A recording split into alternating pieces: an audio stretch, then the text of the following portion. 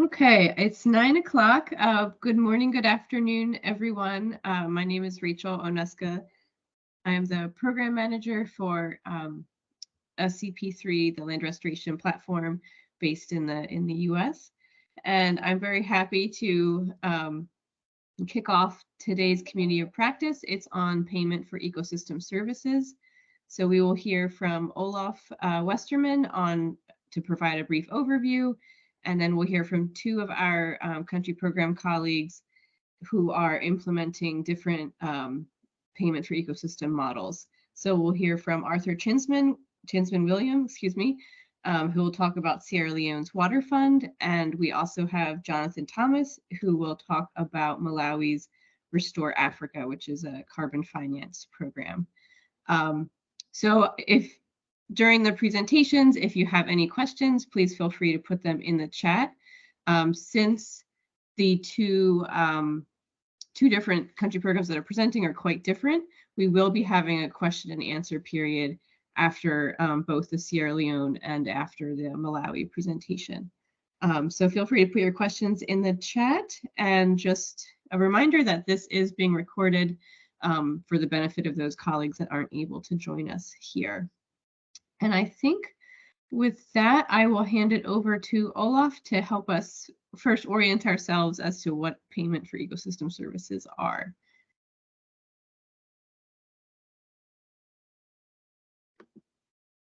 Thank you so much, Rachel, and thank you everyone for joining. Very much looking forward to this webinar.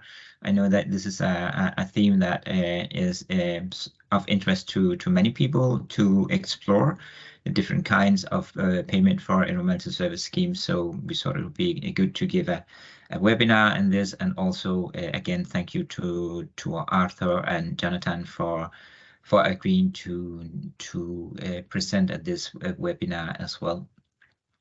So let me just start by really defining what is meant by an ecosystem service, what it is, and why is it important.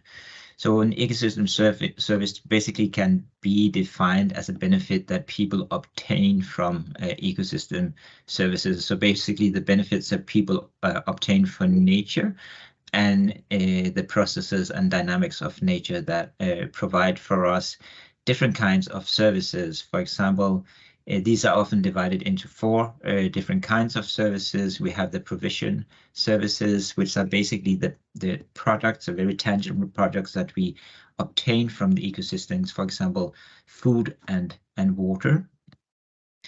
For that to happen, we need what it's called regulating services. That really refers to the processes behind being able to, for example, grow these products, such as air quality and also water regulation. And behind those, there are sort of the more chemical services or the sort of foundational services that we call supporting services, which are really all the micro elements such as soil formation, the production, photosynthesis, production of atmospheric oxygen, etc. And then finally, we have the cultural services, which are very important in terms of the value that we give to nature. For example, religious values or values in terms of recreation and things like that, which is often overlooked. And these type of services can be divided into hydrological services, landscape beauty, biodiversity conservation, and carbon sequestration. And here are some examples of these type of services: water regulation, as mentioned, microclimate regulation, ecosystems, habitat protection, and also soil carbon sequestration. And the interesting thing with this slide is really to look at where are these services and who do they benefit. So the first two, hydrological services and landscape beauties, are very much at the local and regional level, while then you have other services like biodiversity conservation and carbon sequestration, which are really global benefits that we all need to take care of. And then going into payment for environmental services. So what do we mean by this term of payment? So basically, a very common definition of payment for environmental services is that it has to be a voluntary conditional transaction with at least one seller and one buyer and a well-defined environmental services. And we have these 4 categories that I mentioned before of payment for environmental services related to hydrology, landscape, biodiversity, and carbon sequestration. And I have highlighted in bold some of the important things. First of all, it's voluntary. It means that, for example, it's not a command and control thing like national parks, but it's not a fee, it's not a tax, it's a voluntary agreement. And then it's conditional. It means that the sellers and buyers, particularly the sellers, has to comply with certain things for the buyers to actually purchase these services. And then a well-defined environmental service, there has to be a clear understanding of what is the service that the seller is providing and the buyer is actually buying. And that can be complicated in some cases. So this is just to show payment for environmental services as a business case. So you have the sellers on the left side, so it can be farmers, landowners, and can be others. They protect or take care of a number of environmental services. So we have 3 here. We have watershed conservation, biodiversity conservation, and carbon capture, for example, through the protection or restoration of trees. And then you have the buyers who are willing to pay for these services, can be downstream communities, depending on clean water. It can be irrigation farmers, but it can also be governments, municipality governments, and it can be philanthropists who are interested, for example, in biodiversity conservation. So they pay the sellers to protect these services. So quite a simple business case. And this does work. In some cases, it's not easy, but it does work. So here are some examples. For example, Rio Negro in Bolivia, which are sort of municipality watershed-based environmental services based on a reciprocity between the upstream farmers and the downstream irrigation farmers with a payment of in-kind, for example, fruit trees, and barbed wire, beehives, and things like that. So that's a watershed environmental services. Then there is, for example, the Gorilla National Park in Uganda and Rwanda, which is an example of how tourists actually pay for the conservation of biodiversity and also landscape beauty. The TIST, the International Small Group Carbon Sequestration Project, is an example of a carbon project. So I have an echo. I don't know if anyone. Okay, thank you. It's an example of a carbon project scheme where small holder farmers are grouped into small groups and clusters of group to actually receive an upfront payment for taking care of their trees and also for and then get a part of the carbon credit. And finally, an example from Quito for a large-scale watershed environmental service scheme. And then finally, just to talk about that even though the definition is fairly simple, it's not necessarily easy to do. It might be difficult, and I just highlighted 4 of the 12 here. But it's difficult to, for example, put a value on these ecosystem services, to agree on what should be paid. It can be very difficult to identify both the beneficiaries and also the providers. There might be multiple stakeholders involved, for example, in watershed management. Establishing these payment mechanisms, you might need some seed funding to get that going. And then there's this conditionality of actually protecting the natural resources. and monitoring and verifying that. And then, of course, there is a very important for CRS issue around equity and social inclusion. We need to make sure that the most vulnerable farmers are not excluded from natural resources that they depend on when implementing this kind of services.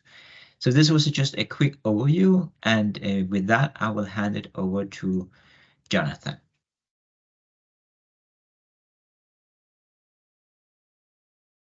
Okay, thanks, Olaf. I don't know whether you want to control the slides, and I'll just tell you when to move ahead, if that's okay.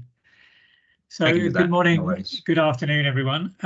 So today I just wanted to consider carbon finance as a possible opportunity for scaling our land restoration work, and particularly drawing on experience to date from the Restore Africa programme. Next. So I think we all know that global warming due to an increase in greenhouse gases, including carbon in the atmosphere, is causing the global climate to change. Next, yeah. So there are basically two ways to resolve that. The first one being, and then the most important one being, to reduce greenhouse gas emissions, for example, by using cleaner and more renewable energy or reducing waste. The second one, and additional to that, is to draw down carbon from the atmosphere, particularly from an increase of above and below ground biomass in the form of vegetation and soil organic matter. So carbon extracted from the atmosphere and sequestered in trees or soils can be used as an asset to trade on carbon markets as a carbon credit. So a carbon credit basically is a permit that allows the owner of the credit to emit 1 ton of CO2. So one carbon credit is 1 ton of CO2 or its equivalent, and they can either use that themselves or they can sell it on to others. So essentially this establishes a value chain for carbon. So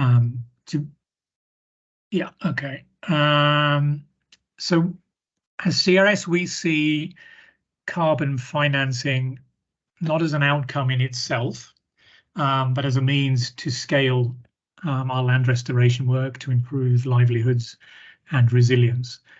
In practice, that means that through the promotion of agroforestry systems, we can improve vegetative cover, soil health, and ecosystems. Next. Which leads to increased agricultural productivity. And then linking that to markets creates jobs and increases income. At the same time, it improves food and nutritional security and eventually contributes to mitigation and adaptation to climate change, building resilience to life-threatening shocks and long-term stresses.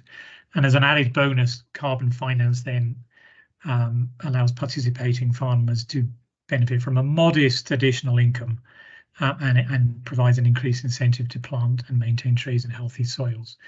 So the Restore Africa programme is a 5-year project which aims to improve resilience to climate shocks for smallholder farmers and communities, leading to improved livelihoods, food security and landscapes. And we will do this by restoring ecosystem services and improving the management of smallholder agricultural land and community forest areas, in turn contributing to emissions reductions. Next. Restore Africa is implemented in partnership with Global Evergreening Alliance, which, for those of you who don't know, it's the world's largest environmental restoration alliance.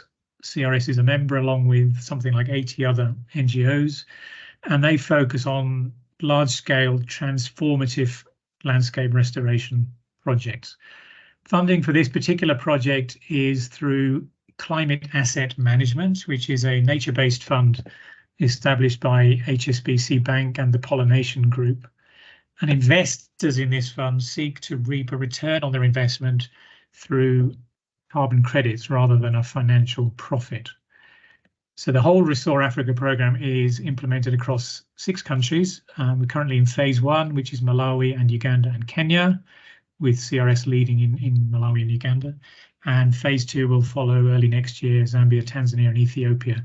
So that's a total investment by CAM of $150 million, $18 million of it in Malawi. Next.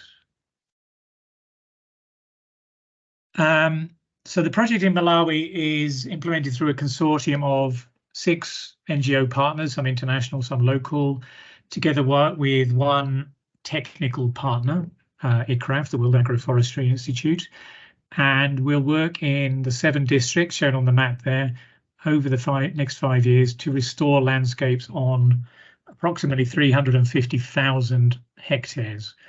And in the Malawian context, that equates to roughly 380,000 households. We will be contracted on this project for 5 years, but the total program lasts for 30 years, over which carbon is sequestered and monitored.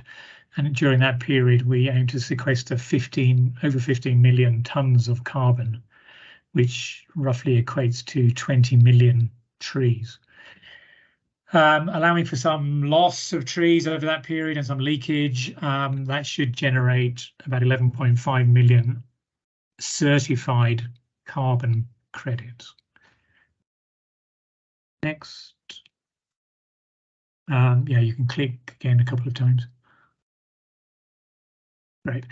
So in particular, Restore Africa will focus on agroforestry, farmer-managed natural regeneration, FMNR, assisted natural regeneration, ANR, integrated water catchment management, and livelihoods diversification. So we are promoting evergreening agriculture that emphasizes the deliberate integration of trees and shrubs into cropping systems.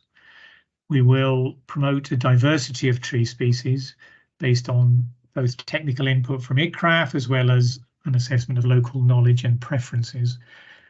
This diversity of tree species will ensure that communities have trees to meet a wide range of their needs, such as natural fertilization of the soil, water retention, fodder, etc., as well as carbon sequestration. But our priority is improving the landscapes. We'll also encourage the development of value chains for competitive and functioning markets to generate local employment based on the natural resource base. We'll strengthen the capacity and function of institutions, community-based organizations, farmer groups, and marketing associations, and also strengthen financial inclusion to build social capital through village savings and loans associations, especially focused on women and vulnerable people in the community.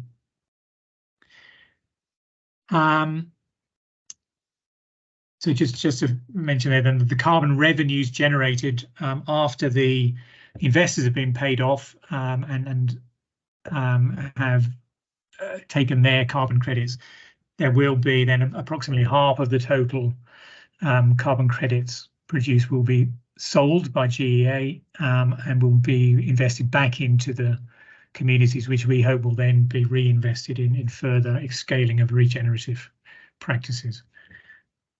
Next. So I just wanted to talk here about free, prior and informed consent, which is a very important aspect of this programme. So I want to emphasise that participation in the programme is voluntary. Participating farmers must sign a carbon development agreement which hands over their carbon rights to Global Evergreening Alliance, GEA. But leading up to this agreement, the signing of this agreement, there are a series of meetings which must be held to ensure that the process meets with these ethics standards. CRS, as the partner on the ground, facilitates that process and is also a witness to the agreement. The agreement ultimately is between GEA and the farmers. So by free, we mean free from manipulation, coercion, or any type of retaliation. By prior, we mean that the participating communities must be consulted and informed prior to, in advance of any activity or project proceeding. So we can't plant any trees until those farmers have understood the project and signed up to it. And they must be allowed sufficient time for traditional decision-making processes. They must be fully informed through sharing of accurate, objective and understandable information in local dialect or language as appropriate. And they must have enough information for them to make an informed decision to adequately assess the potential benefits and risks. And ultimately, they can consent or not. So they have the right to say yes or no, to approve or reject the proposition, and the right to change their consent at a later date. Next. So this slide attempts to show the flow of funds. So Climate Asset Management raises $150 million to fund this program across the 6 countries from investors who seek to buy carbon offsets as they move towards net zero. So they are committed to getting to net zero, but they are unable to reach that in the short term and need to buy some carbon offsets. CAM then contracts Global Evergreening Alliance, who fund CRS in both Malawi and Uganda for 18 million and I think about 25 million, respectively, through a fairly complex contract. And then, as I say, we're leading a consortium in both countries to implement a 5-year landscape restoration, green livelihoods, climate resilience program. The project generates carbon credits through tree planting, and then those are shared between CAM, between our project farmers and GEA. Next. So we'll go into that in a little bit more detail. So, as I say, first of all, CAM initiates a catalytic investment to establish this nature-based fund, which pays for initial registration, monitoring, carbon trading, and startup activities of the project in terms of community engagement and planting of trees. You can click. This allows CRS over a 5-year period to support farmers to establish community nurseries, to plant trees and to upgrade their farming systems. Click. The intention then is that, of course, agricultural production is increased, soil fertility is improved, and we link farmers to markets for selling their output, either locally or internationally. Then GEA, as the project proponent, the carbon project proponent, registers this project with a carbon certifier. And in this particular case, we're looking at Verra, which is a US-based body. And then Verra contracts a third party to monitor and verify every maximum of every 5 years, maybe more often, that the trees that we have recorded and reported to GEA, that they really are there, that they are still there, that they're permanent, they're present. They take a sampling approach to verify. And that's basically over the 5-year period of the project. Then, as carbon is sequestered and verified, it can be registered as officially recognised, credible, and as carbon credits in the voluntary carbon market. And then we start to see the return on that investment. So, first of all, these carbon credits are the property of the project proponent, GEA, so they're returned to them. They then release to CAM and the investors carbon credits according to their agreed contractual amounts. And those are retired. We have a commitment that those are all going to be retired to offset excess emissions as they transition to net zero. Click. And then the balance of those carbon credits will be returned to a local carbon fund in Malawi. So they'll be sold on the voluntary market. The money from that will be returned to a carbon fund and then returned to farmers' groups on the basis of the amount of carbon that they've sequestered. The groups that we will set up will determine how to divide up the money between themselves, whether it's returned to individual farmers, to groups, or to some sort of community investment. Next.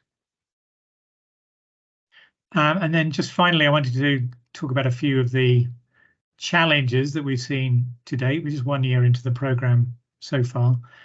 On the technical side, of course, in addition to implementing the usual aspects of a land restoration project, we have to ensure compliance with the chosen standard, in this case Vera. We're pursuing 2 standards, one the afforestation, reforestation and revegetation, or ARR standard, and the climate, community and biodiversity, CCB standard.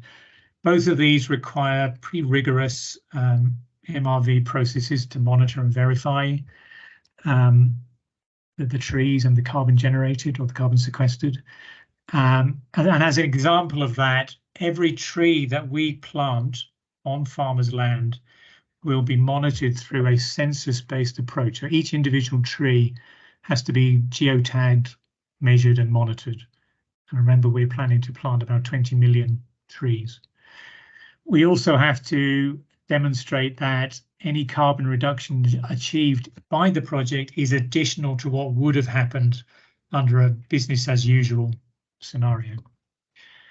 On regulation, voluntary carbon markets to date have been pretty unregulated. That is changing.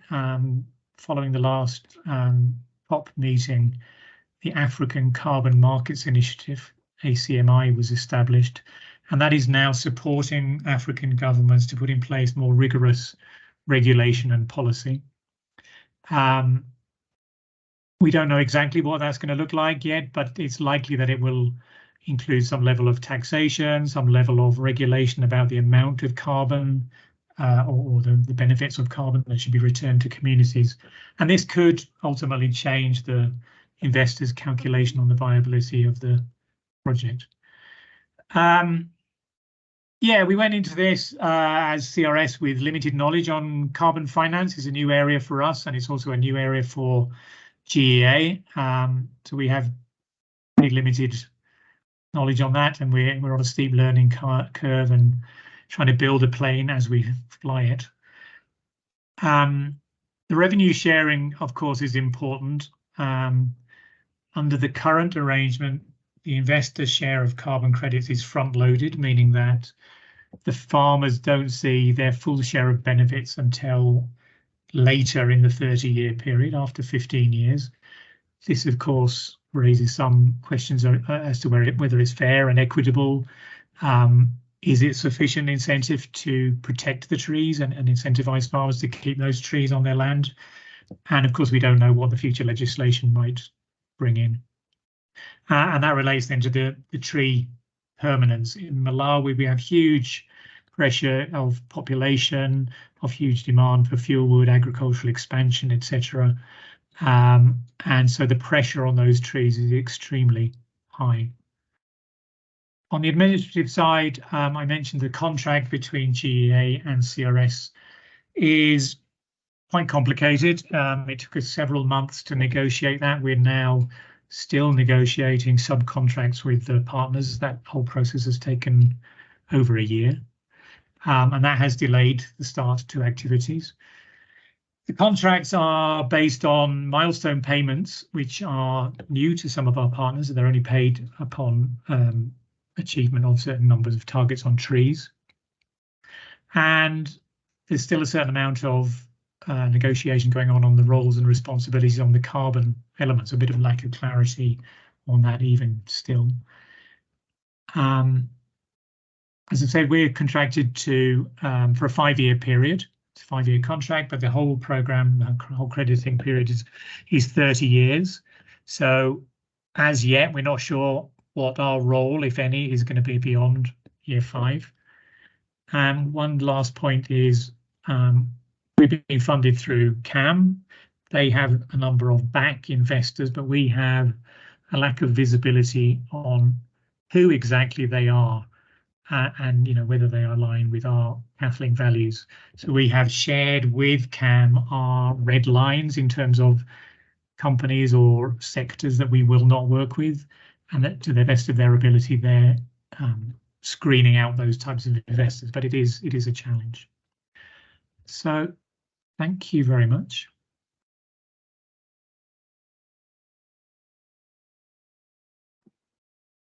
Thanks, Jonathan.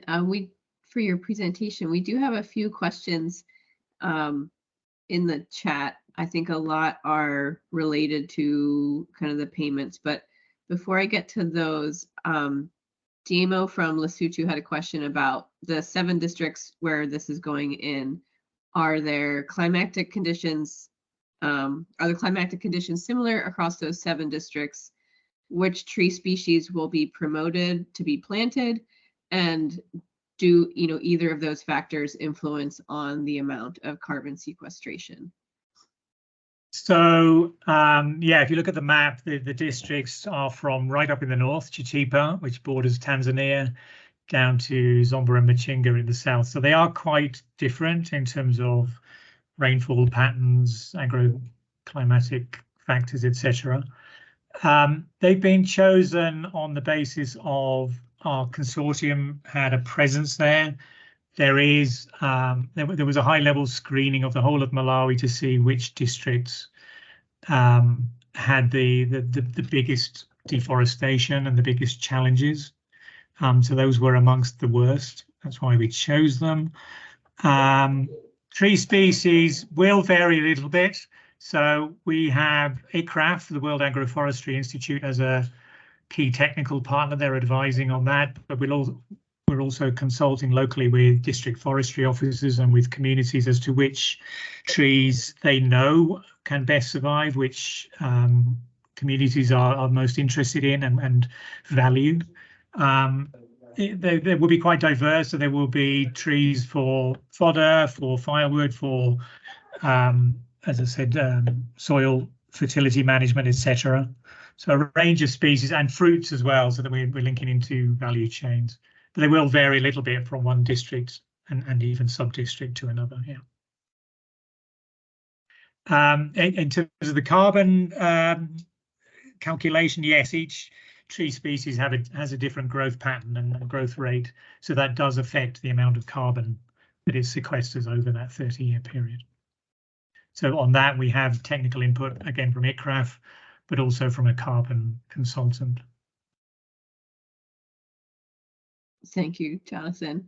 Asan, do you want to come off mute to ask your 2 questions on the legal framework and then also on the fluctuations in carbon prices? Thank you, Rachel, and thank you, Jonathan. Very good presentation, very informative. We are not implementing a carbon credit program, but similar program on watershed restoration. And we have seen that when it comes to restoration of land and other natural resources, a legal framework is very important, because the more land is restored, or more, for example, in your case, land comes under restoration, the more productive it becomes, and it becomes more contentious among community members. So who manages that, who benefits from it, and particularly when the aspect of credit is attached to it, it becomes even more prone to have conflicts in the communities. Yeah. So just wanted to know, for my own benefit, if there are any legal frameworks that you and your team has been working on to establish, so that the conflicts can be managed in the communities. And my concern has always been in a carbon credit program, when the credits come really after a certain interval. I have seen in the ICM program in Lesotho, we had 5 to 15-year ICM action plans. Communities jumped on to implementing quick impact, cost-effective activities, for example, brush control. But where they needed money to do certain work, and when the money doesn't arrive, they get disinterested very easily, because they don't see the benefit for a long-term program in a short term. So my question would be that, are you working on something where the payment arrives in 5 years' time? And during that time, some farmer who don't receive the payment, who don't see the benefit, they start falling off, or it become even economically a burden for them to keep planting trees, continue to have environmental friendly practices while the benefits haven't arrived. So. Thanks. Good questions. On the sort of legal framework, it's interesting in Malawi, the vast majority of land is under communal ownership. So the authority on the land is vested in what's called the traditional authority, which is the lowest level of local government. And there isn't formal individual title, but it's based on historic use of the land, that the land is allocated to a certain household or family based on historical use. That is changing. There is, I think it's World Bank funded project going on now to issue legal title, but it's not rolled out across the whole country yet. Yeah, can we make sure everyone who's not speaking is muted? Thanks, Rachel. So yeah, that does raise some issues around farmers' willingness to invest in planting trees if there may be some uncertainty around the land ownership.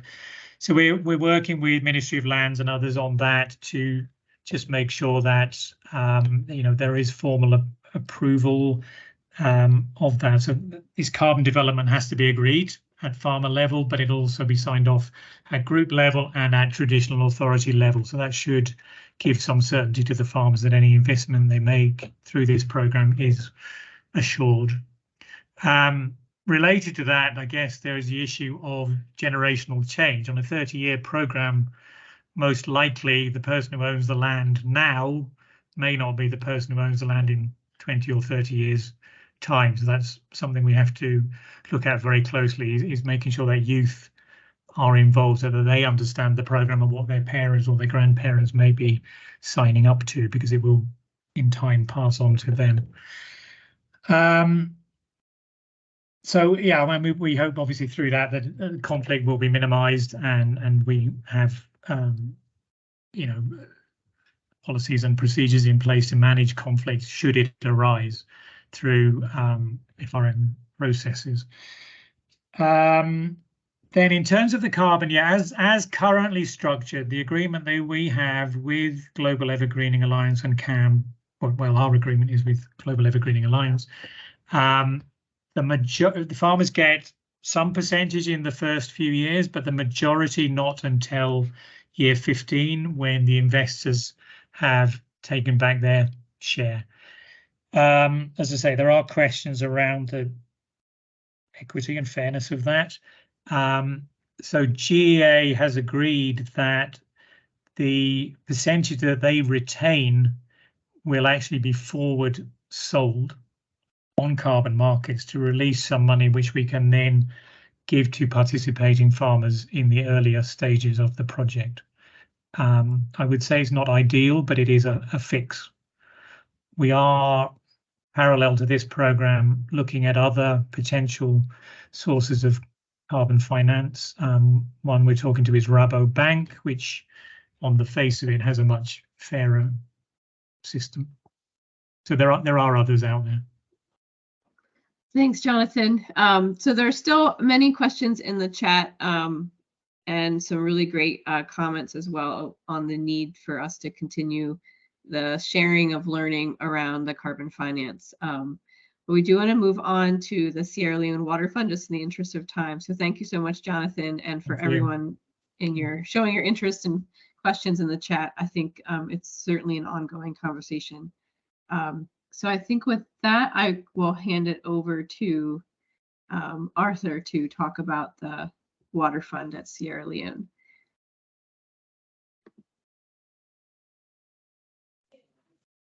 Will you take over, Arthur, or do you want me to go through them? I prefer to take over.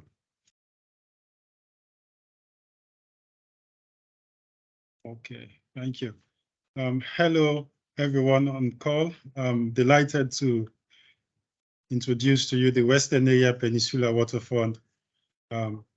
It's a program implemented in Sierra Leone, and the Nature for Conservancy, CRS, and the government of Sierra Leone are the key partners, working to implement the water fund in Sierra Leone. So if you can look at the diagram on the left, you will see a watershed. This is a watershed, and up here we have the upstream users. And down here we have the downstream users, and the water that is captured upstream is being used, it's flowed, it can be used for industrial purposes, recreational purposes, and as well fishing and swimming and transportation. So we have this water that is generated at the watershed, and it is stored. And in Sierra Leone, we have the Guma Valley Water Company that provides water to 1.5 million people in Freetown. And Freetown, the capital city of Sierra Leone, is hosting about 2 million people. And the water demand for Freetown is like 150,000 cubic meters per day. But we can only supply, or Guma Valley can only supply 50% of this water demand. The diagram on the right, you see here in the middle, the black boundary here is the operational area of the waterfront.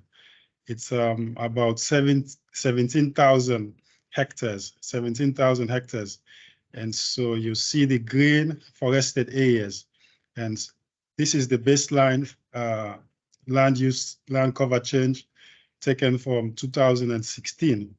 And so what we are saying here, the photo on the extreme right is showing that by 2050, if we continue building up areas, the brown is built up areas. So comparing the brown on the extreme right and that in the middle, you will see that they are expanding. So by 2050, you will have a lot of built up areas and little forested areas. And so this is a concern. This gives a concern for water security in Freetown. So some of the anthropogenic activities in the watershed posing a negative impact on water security are encroachment. This park is a protected area that is supposed to be protected by law. But unfortunately, we see a conversion of this forested area to housing. Because the park is nearby the city of Freetown, there is a rush, for urbanization, and this is not being supportive to the conservation of the park. And so we also have artisanal and mechanized stone mining. We have quarry up in the heart of the park.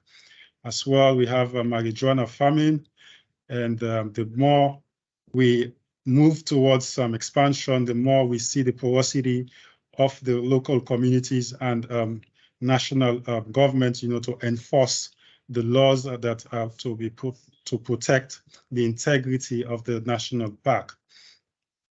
So payment for ecosystem services are very crucial to the sustainability of a water fund. We have forested areas wherein timber, non-timber products are generated. With these forest areas do have trees that are over century years that are very medicinal to our local people. So we go up to the forest and get leaves and tree barks to cure some of typical diseases, typical infections like malaria and the likes. So these are the benefits we get from the forest. And as well, we have a huge potential for carbon sequestration and storage. We have just conducted a pre-feasibility study assessing the carbon potential for the Western Area Peninsular National Park. And so this report is out, and it's very, very informative, and it gives us a guideline. It gives us the pathway to follow. And looking at my colleague's presentation from Malawi, I see that we are, gradually moving in the right direction. And as well, there is a potential for ecotourism. The national park is host to biodiversity, and it's a pristine park.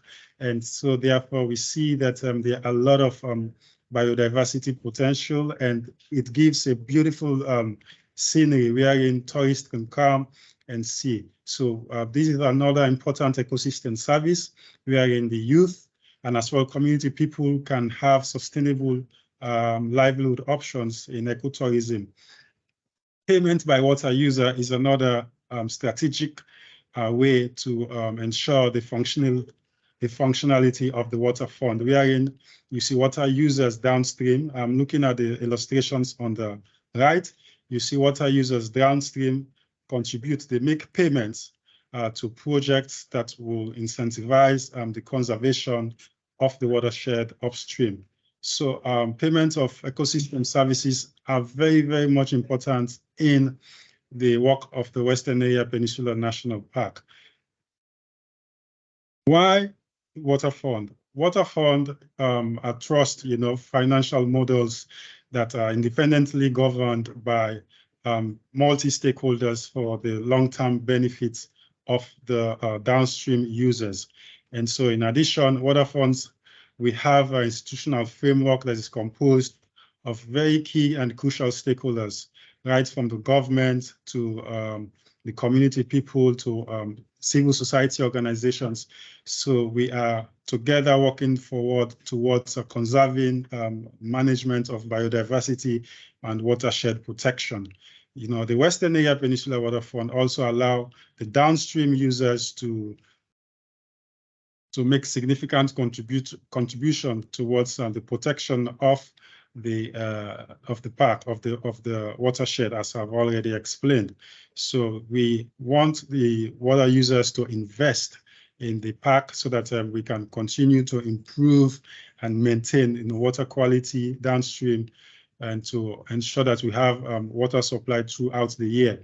So in the diagram, you see here that the main vision here is to enhance water security through provision of improved water quality. And contributors, we have the central government, we have donors, and as well the downstream users are very supportive to contributing towards the protection of the watershed. And as well, we have the endowment fund. This is a water fund, so we have a water fund basket that receives funds to implement projects upstream. And landowners as well are very crucial to these, and community-based organizations at the top of these watersheds. So right at the center, you'll see that the water fund has a governance body. Here we call it the steering committee. They manage, they help the running of the water fund basket, and as well, they monitor the projects that are being implemented by the water fund team. And what are some of these projects? They are basically conservation projects. They are basically awareness raising, trying to have a lot of sensitization and behavioral change of the community people engaged in non-sustainable livelihood options to change to more sustainable livelihood options, and to help conserve the watershed so that we can have water security in the future. So the water fund is guided by the business case. And the business case here shows the key ecosystem services and interventions. It shows land cover, land use change, and essential ecosystem services that are beneficial, to the water fund and for specific investors. Before you invest into any business, you would like to know your return on investment. So the business case is rigorously developed to show you, your return on investment, and it tells you that for every $1 you invest in the water fund, you will get $2.7 benefits in return. This is coming from the ecosystem services you get from conserving the national park. So if you see here we have the business as usual, the illustration on the left, and the illustration on the right shows conservation scenarios. The park, as I've mentioned earlier, covered 17,000 hectares. So we have the plan to restore, to revegetate the entire forest, covering 17,000 hectares. And as well, we see that the conservation scenario expands the lifetime of two crucial dams we have in the watershed, which are the Guma Dam and the Congo Reservoir. They will experience expansion of lifespan of these reservoirs. Without vegetation, these reservoirs always have siltations, and it costs a lot of money for the water utility provider to clean up these dams annually. So they are wasting a lot of money to clean up these dams instead of planting trees that will help to reduce the rate of runoff and siltation in these dams. And as well, the vegetation will as well help infiltration, and more water will be retained in this dam that will provide or will support, regular flow of water, regular release throughout the year. And occasionally we experience water shortages in Freetown, especially during the dry seasons. And so the impact of this conservation scenario is that we'll have enough water to supply the greater Freetown, and we'll have enough carbon stored in the trees as well as in the soils. So the conservation scenario shows that we'll have 8.6 million metric tons of carbon captured, in contrast to 3.53 million tons of carbon released. So the conservation scenario is very supportive and towards carbon restoration, sequestration, this sort of thing. And it will bring a lot of income to the local people and to the government as well, and to community-based organization for implementing nature-based solutions in the catchment area. Accomplishments of the Western Area Peninsular Waterfront. Since 2019, after the business case was developed, 2021, we started implementation. So we have phases in the waterfront. You have the design phase. You have as well for us already, we are in the design phase, trying to go into the operationalization phase. So what we did, we had developed a robust business case. We have as well supported community-led tree planting, planting of native species, and we've planted about 50,000 trees, covering 50 hectares. And so stakeholder engagement is pivotal to our implementation drive. We are in the public, private, and civil society all combined towards awareness-raising activities, restoration activities. And also, we are trying to erect a physical boundary because of the spatial delineation of the national park. There are a lot of encroachment. People will say that they cannot see boundary. So the waterfront is erecting protective pillars, along the fence so that people can physically see the demarcation. And it's not a continuous wall. These are pillars 10 meters apart so that we can have animals running up and down the forest. The pre-feasibility study for carbon assessment was done, and it clearly shows a huge potential for carbon projects to be implemented in the Western Area Peninsular National Park. And effective protection of the park is as well important. We are supporting the National Protected Area Authority that have game guards, so you can call them rangers in the park, with essential tools and equipment to enable them to carry out effective protection of the park. Sustainability of the waterfront is very crucial, and so we've been embarking on proposal development and accessing external and internal calls. External calls, solicited and unsolicited call for proposals. And with the backing of the Nature Conservancy and the Nature for Water, we've been working seriously to develop calls for proposals and reaching out to investors to support implementation of nature-based solutions. The government of Sierra Leone is very committed to supporting the waterfront, and they've committed $2 million as a seed grant towards the fund. And also, the waterfront will be launched in January. And so this is a curtain raiser from the design phase to the operationalization phase of the waterfront.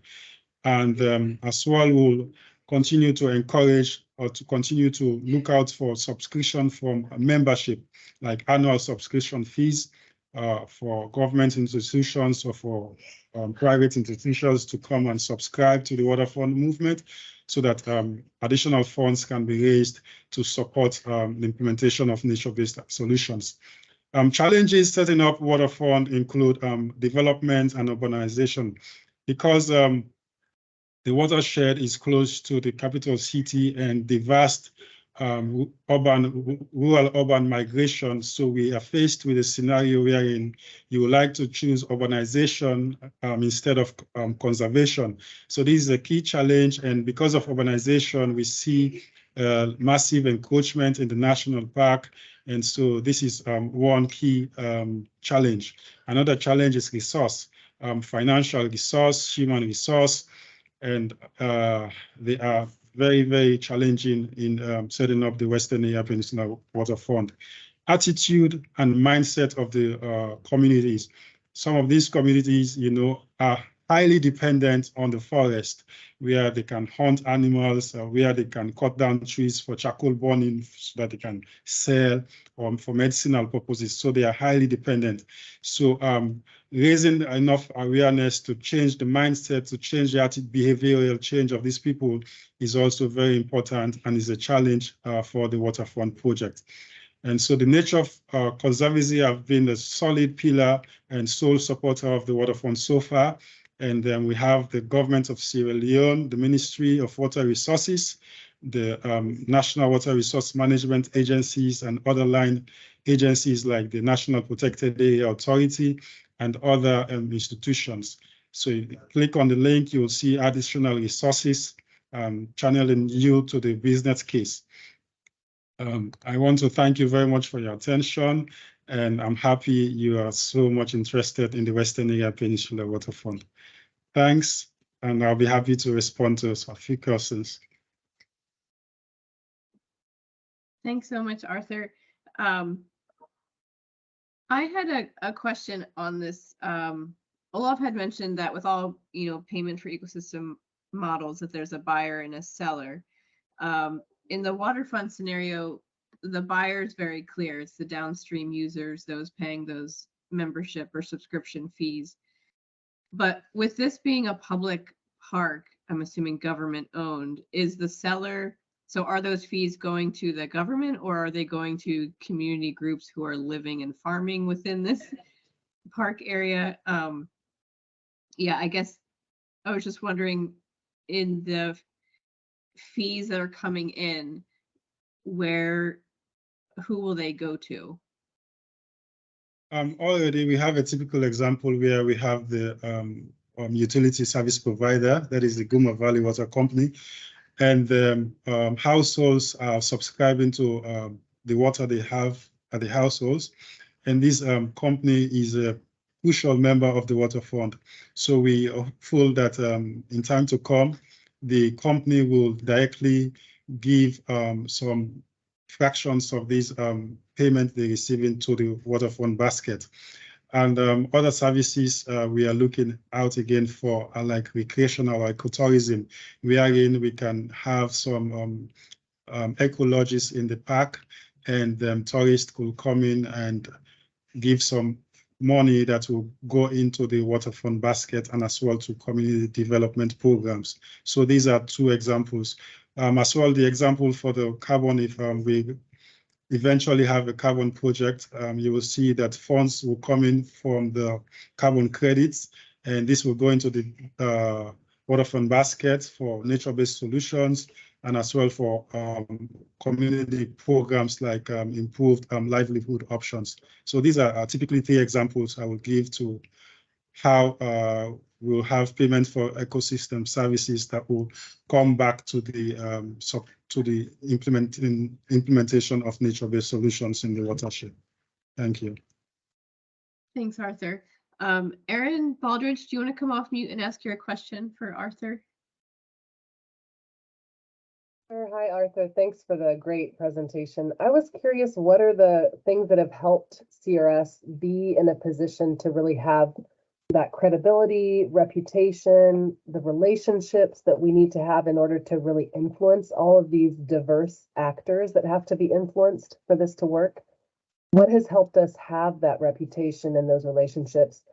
And is that something that we're still currently working on, building more credibility, more influence, a better relationship with each actor that would help us to continue that influence? What do you think about where we are in our position to truly be an influencer within this complex system?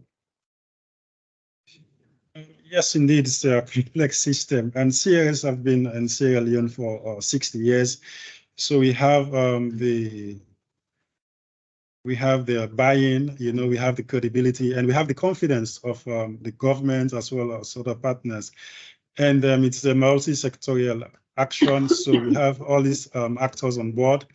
And because of the confidence they have in CRS and as well Nature Conservancy and the key government institutions already on board, are kind of supportive and helping us to have the buy-in of the community people, because already they have seen that it's important for us to maintain or to continue the conservation actions, because the consequence of that will be water shortages, and it's already happening, and climate change effects are exacerbating, the scenario.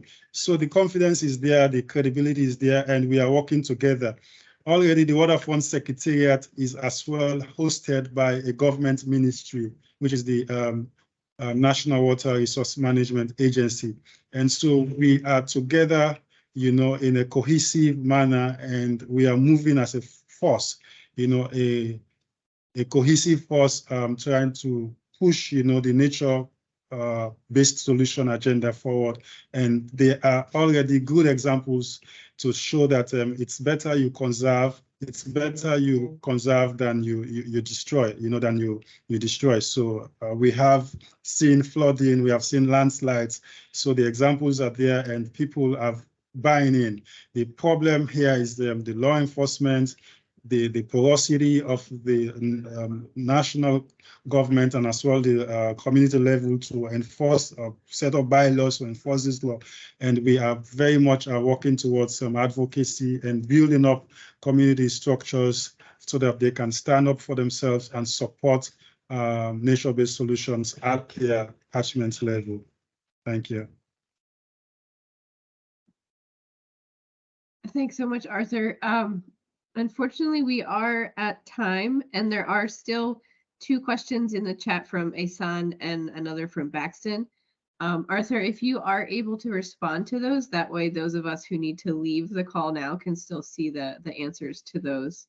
But I want to thank both of our presenters today in presenting these 2 different PES models. I know that they're often give more questions because they're very complex and it's a hard thing to present. So really thank you to both of you for sharing your experience in working with these payment for ecosystem models.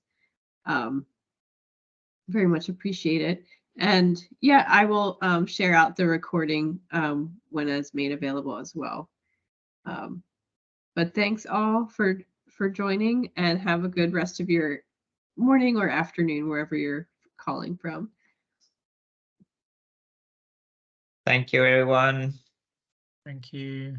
Have a good day. Thank you.